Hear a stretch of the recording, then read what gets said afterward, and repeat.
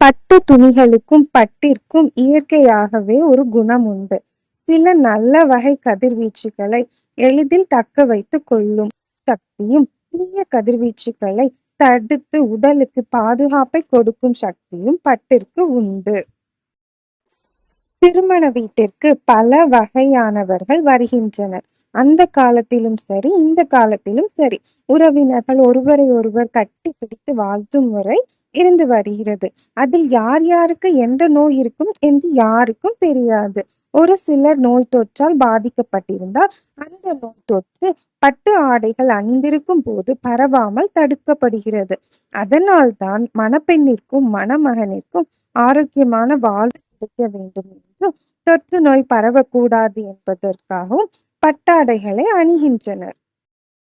கோவில்களுக்கு செல்லும் போது பட்டு சட்டை, பட்டு வேட்டி, பட்டு சேலை போன்றவற்றை அணிந்து சென்றால் கோவிலில் இருக்கும் நல்ல கதிர்வீச்சுகளை அவைகள் உள்வாங்கி தக்க வைத்து கொண்டு நமக்கு ஆரோக்கியத்தை கொடுக்கிறது.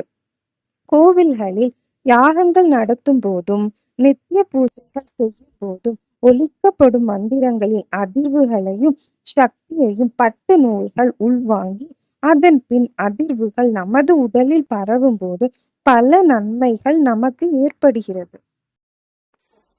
அதேபோல் திருமணம், கோவில்கள் மற்றும் முக்கிய நிகழ்ச்சிகளில் கலந்து கொள்ளும் போது ஏற்படும் கண் திருஷ்டி மற்றும் எதிர்மறை எண்ணங்களையும் பட்டாடைகள் தடுத்து நிறுத்துகிறது.